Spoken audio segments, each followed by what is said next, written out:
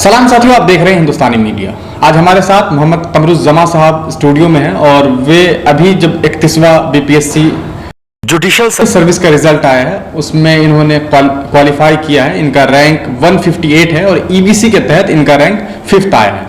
चूँकि आपको बता दें 2019 के बाद 31st का रिजल्ट अभी हाल ही में आया था, जिसके बाद हमारी बात इनसे हुई थी और इनका ये हमारे साथ इंटरव्यू देने की बातचीत पहले ही हो गई थी, लेकिन किसी वजह से हम लोग पहले इंटरव्यू नहीं ले सके थे। अभी हमारे साथ जुड़े हैं, हम इनसे तमाम बातचीत करेंगे और इनसे जानेंगे कि आखिर कैसा इनका सफ़र रहा है, कितनी परेशानी हुई है और तमाम चीज़ें जानेंगे। आपको बता दें कि कमरुज़्ज़मा साहब एक किसान के परिवार से हैं और इनके जो वालिद साहब हैं वो भी किसान ही हैं एक तरह से, और उनके बेटे ने ये कामयाबी हासिल की है। अभी हम इनसे बातचीत करते हैं और इनसे जानते हैं कि आखिर ये जो तमाम सफ़र रहा है इनका, तैयारी से लेकर के और तमाम एग्ज़ाम के क्वालिफाई करने तक, इसमें क्या कुछ इनकी चुनौतियां रही है और क्या कुछ ये मैसेज देना चाहेंगे। सबसे पहले तो कमरुज़्ज़मा साहब बहुत बहुत स्वागत है आपका। शुक्रिया शुक्रिया, थैंक यू। पहली बात तो मैं आपसे बस यही कहना चाहूँगा कि बहुत बहुत मुबारकबाद आपको कि आपने ये एग्ज़ाम क्वालिफाई किया है और कह सकते हैं कि अपने परिवार, अपने गांव और अपने पूरे सूबे का नाम रोशन किया है। शुक्रिया शुक्रिया। सबसे पहले जो हम आपसे जानना चाहेंगे वो ये कि कैसा लगता है एक इंसान को इस तरह के एग्ज़ाम को क्वालिफाई करने के बाद, कैसा महसूस कर रहे हैं? वाकई बहुत अच्छा लगता है। मतलब पढ़ाई का मकसद जो है वो आज ऐसा लगता है कि पूरा हुआ जी। हालांकि इससे पहले मैंने करीब जो है वो 15 से ज्यादा कॉम्पिटिटिव एग्जाम इससे पहले भी निकाले हैं। अच्छा, वाह। लेकिन हाँ जी, बिहार जुडिशरी निकालने के बाद जो खुशी हुई, वाकई में ये सबसे ज्यादा खुशी देने वाला पल था जी। अच्छा, 15 एग्जाम आपने पहले क्वालिफाई किया, कुछ एग्जामिनेशन का नाम बताइए, जैसे किस तरह के एग्जाम आपने दिए थे पहले? जी, सबसे पहला मेरा एग्जाम 2012 में जो है वो FCI food corporation of India का जो है वो निकाला था मैंने। अच्छा अच्छा। जो स्टाफ सिलेक्शन कमीशन SSC ने जो है वो करवाया था जी। तो लॉ भी जो है हमारा उसी समय चल रहा था।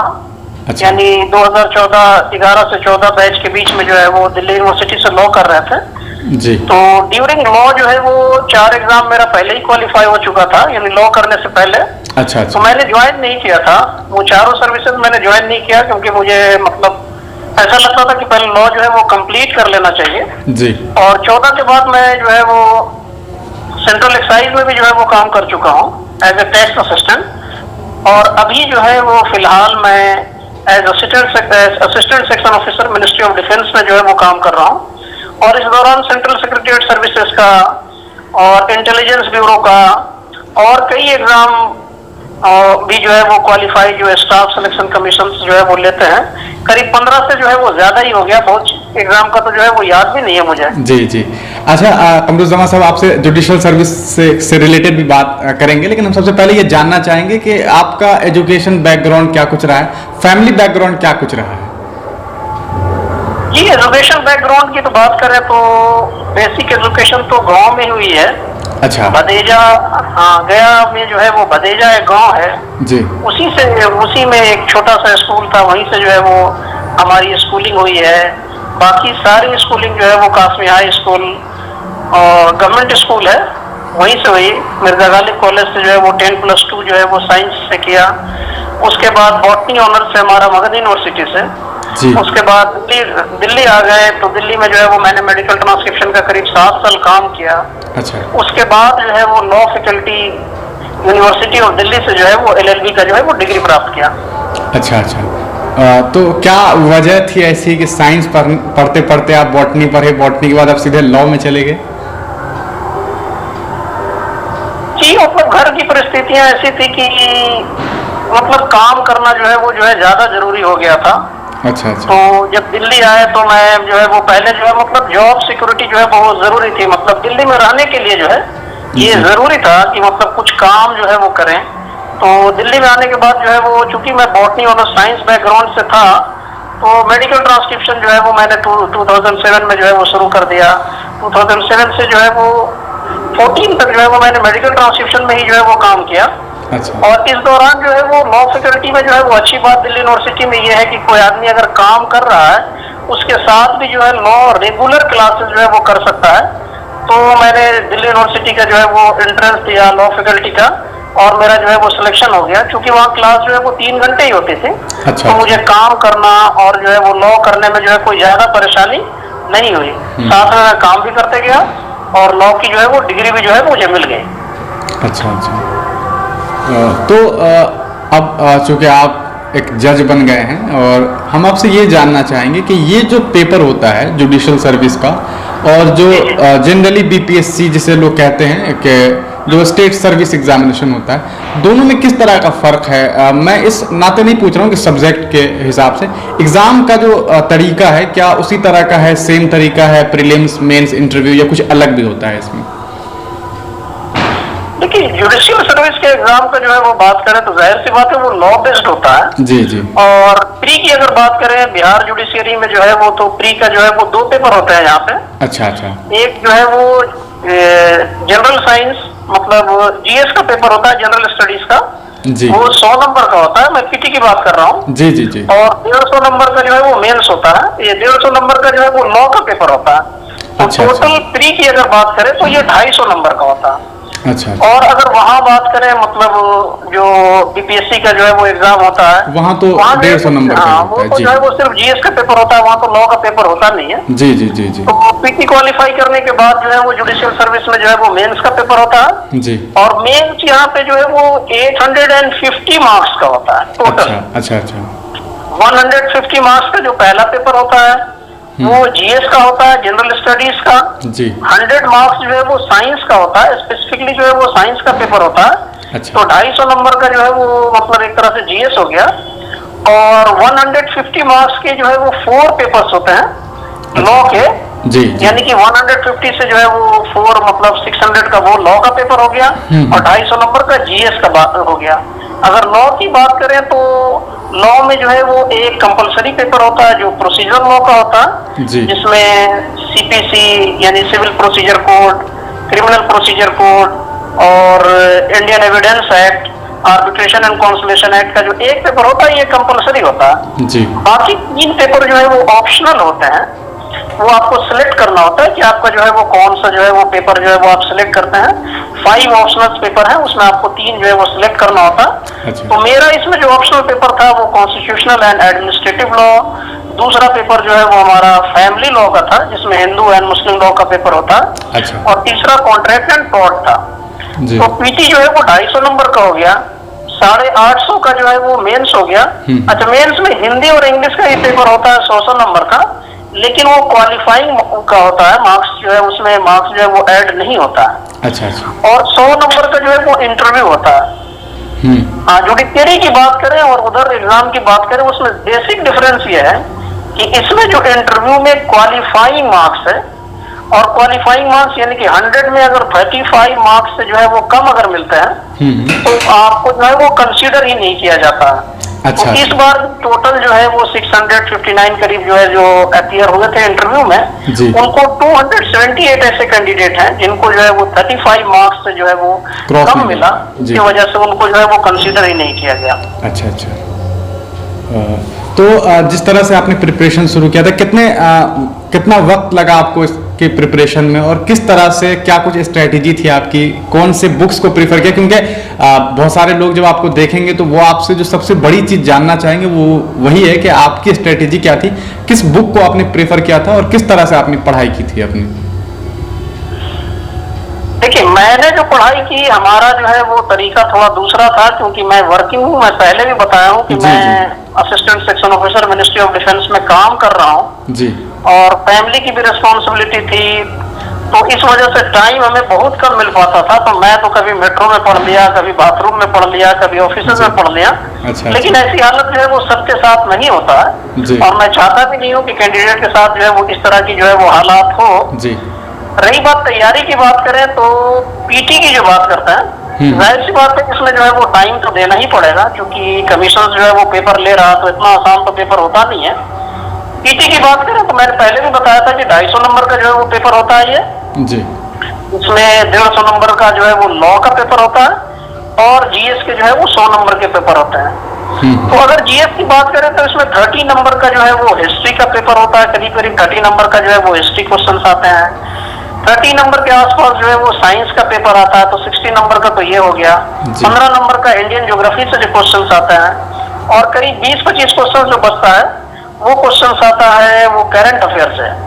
तो तैयारी की अगर बात करें तो मैंने एक ही बुक जो है वो इसमें प्रीफर किया था, मतलब जीएस के लिए कोई ज्यादा इधर उधर नहीं गया मैं। घटना चक्र जो है क्वेश्चंस जो है वो शॉर्ट क्वेश्चंस होते हैं, उसी को जो है मैं लगाया। किताब मोटी है लेकिन बहुत आसानी से जो है वो पढ़ा जाता है इसको। जी जी जी। तो मैंने जीएस के लिए सिर्फ एक ही बुक जो है वो प्रीफर किया था, वो घटना चक्र था जी। और लॉ की अगर बात करें, लॉ जो है वो 150 का जो है वो क्वेश्चंस होता है पीटी में। तो पीटी निकालने के लिए तो मैं तो कैंडिडेट को यही बोलता हूँ कि आपको ज्यादा परेशानी होने की जरूरत नहीं है। आपका अगर कंट्रोल बेयर एक्ट पे है, यानी कि सिर्फ बेयर एक्ट को भी अगर पढ़ते हैं और प्रीवियस ईयर अगर सॉल्व पेपर का जो है वो अगर पूरा कर लेते हैं, मैंने तो रामबाण और सिंघल का जो है वो प्रीवियस ईयर क्वेश्चन पेपर था, उसको जो है बहुत लगाए। और लॉकडाउन का भी जो है मुझे फायदा मिला था, जब ऑफिस से जो है वो छुट्टी पे रहे, घर पे जो है वो बैठे रहे, तो उसका भी जो है वो एग्जाम निकालने में बहुत फायदा हुआ। तो सब बात का खुलासा ये है कि पीटी अगर निकालना है तो आपको बहुत ज्यादा जो है वो करने की जरूरत नहीं है। अगर बेयर एक्ट पे आपका जो है वो कमांड है और प्रीवियस ईयर क्वेश्चन पेपर, जाहिर सी बात है कि आपको अंदाज उसी से लगेगा कि क्वेश्चन किस तरह से आते हैं। जी जी। और शॉर्ट क्वेश्चन जो है वो ऑब्जेक्टिव जो है वो लगाते रहना पड़ेगा। तो पीटी के लिए यही था हमारा। और रही बात मेंस की, तो जाहिर सी बात है मेंस जो है वो, मेंस की स्ट्रेटजी की बात करें तो पहला चीज तो ये होगा कि प्रीवियस ईयर क्वेश्चन पेपर लीजिए जी। आप जितने भी जो है वो बीपीएससी ने मतलब जुडिशियल सर्विसेज का एग्जाम लिया है, सभी क्वेश्चंस को जो है वो देखें, एक रजिस्टर बना लें और जैसे ही मतलब देखेंगे तो समझ में आएगा कि क्वेश्चंस जो है वो काफी रिपीटेड आते हैं। यानी कि 8 क्वेश्चंस आता है, उसमें 5 जो है वो हमको लिखना होता है जी। तो अगर जो है वो जितना भी मतलब 10 या 12 बार आज तक जो है वो जुडिशियल सर्विस जो है वो जो एग्जाम लिया होगा, बिहार बीपीएससी ने लिया होगा, आप प्रीवियस ईयर क्वेश्चन पेपर देखें, आपको इस तरह से अंदाज हो जाएगा कि एक पेपर में जो है हमें कितने क्वेश्चंस करते हैं। तो इस तरह से अगर कॉन्ट्रैक्ट टॉट की बात करें तो मुश्किल से कॉन्ट्रैक्ट में जो है वो 20 या 25 सवाल बनता है, टॉट का ऐसे ही बनता है। पहले आप क्वेश्चंस जो है वो तैयार कर लें कि कौन सा क्वेश्चंस को हमको तैयार करना। एक बार अगर क्वेश्चंस आपका तैयार हो गया तो बेहतर है आप आंसर राइटिंग जो है वो शुरू कर लें। आंसर राइटिंग जो है वो 1 बार 2 बार 3 बार 4 बार जो है वो आप उसको जो है वो उसको और अमेंड करके बढ़िया आंसर बना सकते हैं। और आंसर बनाने के बाद जो है मैं तो कैंडिडेट को कहूंगा कि पूरी तरह से रट्टा मार लें, क्योंकि जाहिर सी बात है वहां पे हेल्टर स्केल्टर हो जाता है। सब चीज की प्लानिंग होनी चाहिए। प्रॉब्लम ये होता है कि मेंस में आप क्वेश्चन 25 नंबर का जो है वो तैयार करते हैं और क्वेश्चन आ जाता है वहां पे 5 नंबर का या 10 नंबर का आ जाता है। फिर कैंडिडेट को वो याद तो पूरा रहता है और वो प्लानिंग नहीं होती है कि मतलब 5 नंबर का ये सवाल आ जाएगा तब कितना लिखना है और 25 नंबर का ये सवाल आएगा तो इसी सवाल को कितना देर टाइम देना और कितना लिखना। तो ये सारी तैयारी अगर कर लें तो मुझे नहीं लगता है कि बहुत ज्यादा जो है वो ये टफ जो है वो एग्जाम होगा। तो मतलब आंसर लिखें, आंसर को जो है वो याद करें और मन में एक प्लानिंग बना लें कि अगर यही सवाल जो है अगर 5 नंबर का आएगा तो मैं क्या करूंगा, अगर यही सवाल 25 नंबर का आ जाएगा तो जो है मुझे क्या लिखना। प्लानिंग और स्ट्रेटेजी जो है वो बहुत ही जरूरी है जो है वो एग्जाम लगाने के लिए। और मैंने पहले ही बताया कि इंटरव्यू जो है वो सबसे ज्यादा रोल जो है वो अदा करता है, क्योंकि पिछली बार 30th जुडिशरी में मैंने इंटरव्यू दिया था, मार्क्स मेरे बहुत अच्छे थे मेंस में, लेकिन कंसिडर नहीं किया गया क्योंकि 35 नंबर से कम जो है वो दिया गया था पिछली बार। और इस बार भी 278 कैंडिडेट को जो है वो मतलब मोर देन 40% कैंडिडेट को तो जो है वो ऐसे ही मतलब फेल कर दिया गया जी। तो इंटरव्यू की तैयारी, मैं इस कॉम्पिटिटिव एग्जाम में जो है वो ये बोलना चाहता हूँ कैंडिडेट को कि आपको उल्टा डायरेक्शन में जो है वो तैयारी शुरू करना चाहिए। स्टार्ट फ्रॉम इंटरव्यू, उसके बाद मेंस की, उसके बाद जो है वो जब पेपर का टाइम आए तो पीटी कर ले, आप ऑब्जेक्टिव लगा लें। तो ये ज्यादा अच्छा स्ट्रेटजी है वो मतलब जुडिशियरी बिहार का स्पेशली जो है वो निकालने के लिए। जी जी जी। आपसे मैं ये जानना चाहूंगा क्योंकि आपने भी बताया कि आपका भी ये सेकंड ही अटेम्प्ट था पेपर। जी जी जी हाँ, पिछला बार मैंने दिया था, उस बार जो है वो नंबर काफी अच्छे आए थे, लेकिन इंटरव्यू में वो नंबर 35 से ज्यादा नहीं मिल पाया था। अच्छा। जिसकी वजह से मुझे पिछला बार कंसीडर नहीं किया गया था। जब आप पिछली दफा इंटरव्यू दे रहे होंगे, इससे पहले जो 30 जो पेपर था और अभी जब 31st हुआ, तो दोनों के बीच में वो कौन सी चीज थी जो ऐसा लग रहा हो आपको कि इसकी वजह से शायद आपने इस बार क्वालिफाई कर लिया, पिछली दफा वहां गलती हो गई थी? जी हाँ, दरअसल मैं वर्किंग हूँ तो थोड़ा सा दिक्कत ये होता है, मतलब इंटरव्यूअर जो है वो ये देखते हैं कि मतलब इस बैकग्राउंड का नहीं है, क्योंकि मैं पहले ही बताया कि मैं मिनिस्ट्री ऑफ डिफेंस में जो है वो काम कर रहा हूँ। तो पिछली बार मैं इंटरव्यूअर को ये नहीं बता पाया था कि मैं मतलब इस फील्ड में भी जो है वो लगातार जो है वो मतलब मैं प्रयास में लगा हूँ जी। तो शायद उनके दिमाग में ये इम्प्रेशन गया होगा पिछली बार कि मतलब ये तो वर्किंग जो है कहीं और है और इस फील्ड में जो है वो नहीं लगा हुआ। हालांकि इस कमियों को मैंने दूर किया। इस बार जब लॉकडाउन हुआ, हमारी छुट्टी मिली, तो मैं कोर्स भी गया और कुछ मतलब प्रोसीजरल एस्पेक्ट भी जो है वो मतलब मैं सीख करके जो है वो इंटरव्यू में गया था जी। तो इसका जो है मुझे फायदा मिला जी जी जी। तो अभी आप लोगों की पोस्टिंग को लेकर के कुछ खबर आई कि कहाँ कब तक होनी है या क्या कुछ होगा, इसका क्या प्रोसीजर होंगे? देखिए, रिजल्ट आने के बाद तो ऐसा लग रहा है कि अभी बिहार में फेस्टिव सीजन है, दशहरा, दिवाली, छठ पूजा, तो जाहिर सी बात है कि जी अब जो कुछ भी होगा मतलब छठ के बाद ही होगा जी। ऐसे उम्मीद है कि जनवरी में जो है वो हम लोग की जो है वो ट्रेनिंग शुरू हो जाएगी। अच्छा अच्छा। सर, जो हम आपसे जानना चाहेंगे वो ये कि क्योंकि आपका पहले साइंस बैकग्राउंड था, फिर आपने लॉ पढ़ाई की और अब आप एक जज के तौर पर बिहार में काम करेंगे। कौन सी चुनौतियां हैं बिहार में जिसको लेकर के आप सबसे पहले काम करना चाहेंगे? क्योंकि भारत में कहीं ना कहीं जो न्याय व्यवस्था है उस पर बहुत सवाल उठता रहा है और अभी भी उठ रहा है। वो कौन सी चीजें हैं जिसे आप कोशिश करेंगे कम से कम कि आप बदल सकें, आप उसमें कुछ अच्छाई ला सके? क्या कुछ आपने सोचा है इसको लेकर के? जाहिर सी बात है, लोअर जुडिशरी में जा रहे हैं, सबसे बड़ा जो है वो चैलेंज तो पेंडिंग केसेस का है जी। अब हमारे साथ भी जो है वो मतलब एक रिस्पॉन्सिबिलिटी होगी कि केसेस को जो है वो जल्दी से जल्दी जो है वो डिस्पोज किया जाए, लेकिन इस जल्दी से जल्दी के चक्कर में जो है वो ऐसा ना हो कि मतलब जस्टिस ना मिले जी जी। तो इन चीजों को बैलेंस करना, मतलब स्पीडी ट्रायल करना और दूसरी बात जो है वो ऐसा ना हो जाए कि इनजस्टिस हो जाए। I think this is the most challenging thing for the जज। जी जी जी। अभी जबकि आप जज बन चुके हैं और पहले पूर्व में भी आपने बहुत सारी खबरें पढ़ी होंगी इसको लेकर के कि ये पेंडिंग केसेस का मामला जो है वो बहुत चलता रहता है और एक खबर ये भी आती है कि कहीं ना कहीं भारत जैसे देश में, जो कि खुद में एक बहुत बड़ा देश है, वहाँ देखा जाता है कि जज की कमी बहुत है। बिहार के भी कई सारे ऐसे रिपोर्ट्स आए जो ऑल इंडिया लेवल पे देखा जाता है कि बिहार में जज की बहुत सारी कमी है।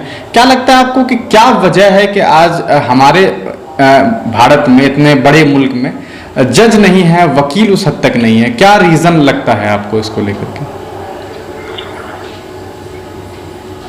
जी, जाहिर सी बात है कि हमारा लेजिस्लेचर और एग्जीक्यूटिव जो है वो इस पे बहुत ज्यादा जो है वो ध्यान नहीं दे रहे हैं, ठीक है।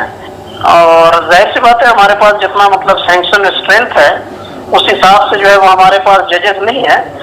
तो बेहतर यह है कि मतलब हमारा जो है वो लेजिस्लेचर और एग्जीक्यूटिव जो है वो इन चीजों पे जो है वो ध्यान दे और जजेस की संख्या जो है वो बढ़ाए, क्योंकि पेंडिंग केसेस जो है वो हमारे पास जो है वो कोर्ट्स में जो है बहुत ही ज्यादा है। तो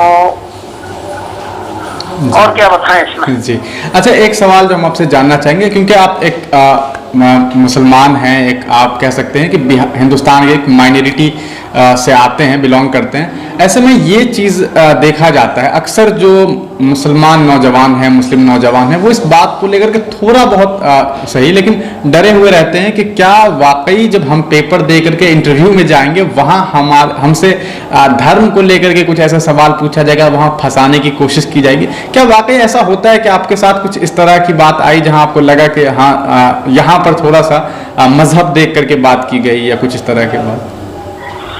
जी, इस मुद्दे पे तो मैं खुलकर के बात करना चाहूंगा जी कि जाहिर सी बात है ऐसी सोच मतलब जो नौजवानों के अंदर, मुसलमानों के अंदर जो ये सोच जो है वो भरी हुई है जी, ऐसी सोच जो है वो मेरे दिमाग में भी था जी।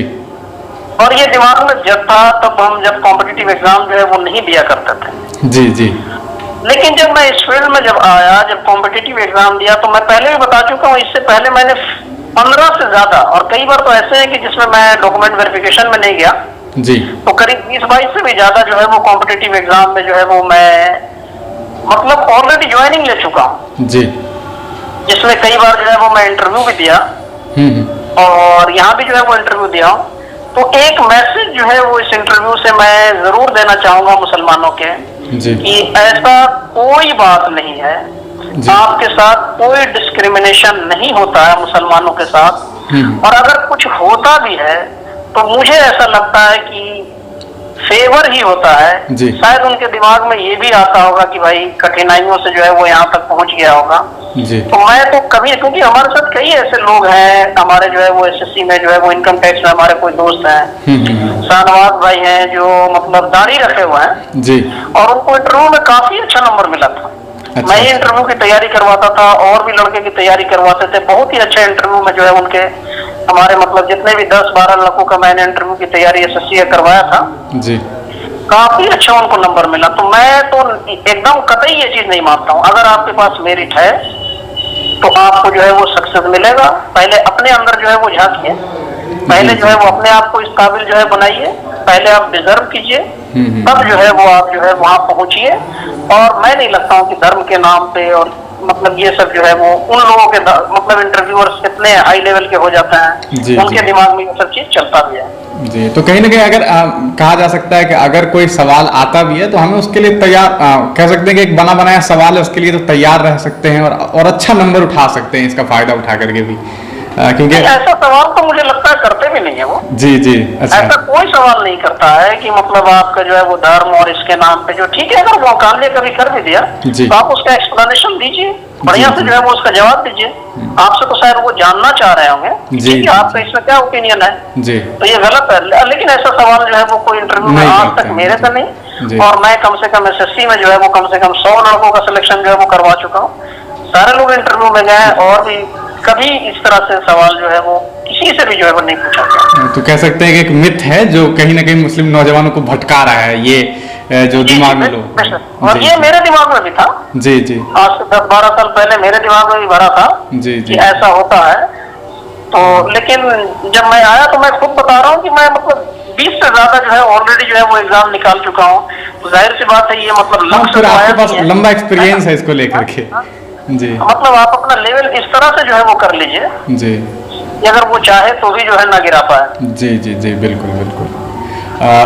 और बहुत सारी बातें हमने आपसे की हैं, बस एक बात जो हम आपसे जानना चाहेंगे वो ये कि अभी जो लोग तैयारी कर रहे हैं और कह सकते हैं कि और जो नौजवान इसके बारे में सोच रहे हैं, क्या कुछ उसको मैसेज देना चाहेंगे? क्योंकि आप एक बात से खूब वाकिफ होंगे कि थोड़ा सा वकालत का जो एरिया है, चाहे वकील हो, जज हो, इसको लेकर के लोग थोड़ा सा ये भी सोचते हैं कि यार इस जो प्रोफेशन है, ये प्रोफेशन है, यहाँ थोड़ा सा झूठ का सहारा लेना पड़ता है। मैंने बहुत सारे मुस्लिम नौजवानों से ये बात सुनी है और आपने भी शायद सुनी होगी, आप भी खूब जानते होंगे इसके बारे में कि थोड़ा सा एक अलग लेवल का अफवाह है इस तरह से कि बहुत सारा झूठ बोलना पड़ता है, गलत फैसले लेने पड़ेंगे।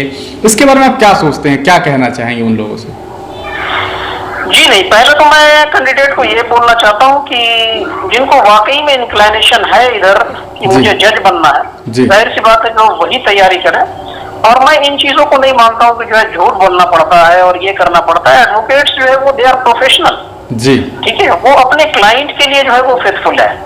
जाहिर सी बात है उनको जो है वो अपने क्लाइंट को बचाना है, हर हाल में बचाना है। बिल्कुल बिल्कुल, वो उसी के लिए जो है वो अपॉइंट हुआ है उसके लिए, तो वो तो जो है वो अपना काम कर रहा है, ठीक है। तो इसको झूठ और सही का जो है वो नहीं, मतलब लॉ ने ही जो है वो उसको प्रोवाइड किया है, वही मतलब एडवोकेट जो है वो करा, दे आर डूइंग ड्यूटी, है ना, है ना। तो वो मतलब उसको ये गलत नहीं बोलेंगे। हाँ, मैसेज हम जो है वो जो कैंडिडेट जो इसकी तैयारी करने के लिए देना चाहते हैं, अभी वैकेंसी आएगी कुछ दिन में। अच्छा अच्छा।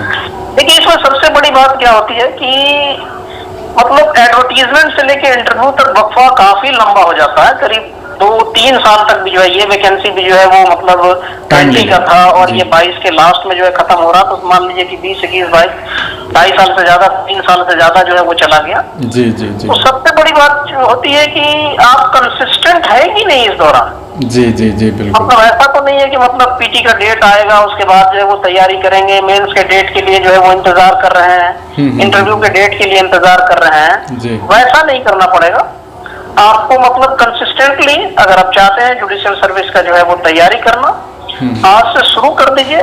पीटी का जो है वो मैंने तरीका बताया, जी जी। उसमें आपको सिर्फ बेयर एक्ट के लिए जो है वो बेयर एक्ट पढ़ना है और प्रीवियस ईयर क्वेश्चन पेपर लगाना है, वो शुरू कर दीजिए। आप ज्यादा जो है वो डेट के बारे में ना सोचे कि डेट एक्सटेंड हो गया, बहुत सारे लोग जो है डिमोरलाइज हो जाते हैं। मैं तो ये कहना चाहता हूँ डेट एक्सटेंड हो गया तो चलो इसको पॉजिटिवली लो, और ज्यादा मौका मिल गया। हाँ हाँ जी जी, है कि नहीं, वो तो हमारे हाथ में नहीं था। है ना। वो जब वो हमारे हाथ में नहीं है तो उसके बारे में जो हम सोच करके परेशान क्यों हो। हम हमेशा जो है हर चीज को जो है अगर पॉजिटिव ले और कंसिस्टेंटली लगे रहे, हमें जो है मतलब इसी चीज का फायदा हो गया कि मतलब 2.5 साल जो है वो टाइम मिल गया, तो जाहिर सी बात है मौका ज्यादा मिल गया। बहुत लोग परेशान हो जाते हैं कि भाई डेट एक्सटेंड हो गया, आप क्या करें, है कि नहीं, पढ़ना छोड़ देते हैं। तो आप कंसिस्टेंटली लगे रहिए और अगर स्ट्रेटजी और प्लान से जो है वो अगर तैयारी करते हैं तो इंशाल्लाह मोटिवेशन था आपका इस 2-2.5 साल के बीच में, क्योंकि एक लंबा आपने कंसिस्टेंसी की बात की, अक्सर लोग यही चूक जाते हैं क्योंकि जब वक्त ज्यादा होता है तो लोगों को लगता है यार क्या करें कैसे करें। तो क्या वो चीज थी, कौन सा ऐसा मोटिवेशन था आपके पास, क्योंकि ऑलरेडी आप जॉब में थे, आप एक अच्छे प्रोफेशन में हैं, उसके बावजूद आप कहीं ना कहीं इसकी तरफ आपका रुझान था। बीच बीच में कभी आपको भी लगा कि यार छोड़ देते हैं या इस तरह का कुछ? नहीं, मोटिवेशन इज ओनली पॉजिटिविज्म। मैंने बताया ना कि मतलब आपने फॉर्म जो है वो भर दिया, जाहिर सी बात है कि वो एग्जाम तो होगा, आज होगा या कल होगा। डेट बढ़ जाए तो मैं ये सोचता था चलो कोई बात नहीं, टाइम हमको अच्छा मिल गया। कई बार तो ऐसा हुआ कि बिहार में मैं जाकर के 1 महीना रहा था मेंस देने के लिए, और 2 दिन पहले जो है वो डेट एक्सटेंड कर दिया। यहाँ ऑफिस से भी जो है छुट्टी लेना पड़ा था। अच्छा, तो काफी परेशानी हुई। 1 महीना ऑफिस का छुट्टी लिया, बिहार में जाकर के तैयारी की है घर पे बैठ करके, और 2 दिन पहले जो है वो जुडिशियरी का जो है वो डेट जो है वो एक्सटेंड कर दिया गया। मेरा इंटरव्यू का भी डेट जो है वो मतलब जिस दिन ट्रेन पकड़ने वाले थे उसी दिन जो है वो पता चला, मतलब स्टेशन पे जाके पता चला कि आपका जो है इंटरव्यू आज नहीं होगा, 1 हफ्ते के बाद होगा। तो अब करें क्या, ये परेशानी है, लेकिन इसको भी जो है वो पॉजिटिव ही लिया। कोई बात नहीं है, बेहतर होगा, मतलब जो होगा जो बेहतर होगा, है ना। तो मैं मतलब स्टूडेंट को यही बोलना चाहता हूँ कि ये सब जो है जाहिर सी बात है, देखिए एडवर्टीजमेंट आया है तो इंटरव्यू भी होगा, इसका फाइनल रिजल्ट भी होगा। ये वक्फा 1.5 साल, 2 साल, 2.5, 3 साल का भी हो सकता है। अगर 3 साल का भी हो जाए तो बी पॉजिटिव। आप मतलब आप हमेशा हर चीज को पॉजिटिव में लिए, उन चीजों के बारे में सोचे ही नहीं जो आपके कंट्रोल में है। जो आपके कंट्रोल में नहीं है, आपके कंट्रोल में आपका पढ़ना है, जाहिर सी बात है पढ़ते रहिए। ठीक है, बहुत बहुत शुक्रिया आपका कमरुज़्ज़मा साहब, आपने अपना बहुत कीमती वक्त दिया और उन छात्रों के लिए जो पैगाम आपने दिया है जो तैयारी कर रहे हैं, और शायद अब उन्हें इस बात की कह सकते हैं उन्हें बहुत आसानी हो जाएगी आपकी तमाम बातों को सुनने के बाद कि किस तरह से आपने बहुत चुनौतियों के बीच में आपने बताया किस तरह आप बाथरूम से लेकर के मेट्रो तक में बैठ के पढ़ाई कर रहे हैं। कहीं ना कहीं उन लोगों के लिए ये बहुत मोटिवेशनल होगा जो अभी तैयारी कर रहे हैं या सोच रहे हैं। और चूंकि आपने पहले ही बता दिया है कि लंबा गैप होता है, किस तरह से कंसिस्टेंसी बनाए रखेंगे ये तमाम जो हमारे दर्शक हैं वो समझ चुके होंगे। बहुत बहुत शुक्रिया आपका अपना कीमती वक्त देने के लिए। थैंक यू, शुक्रिया।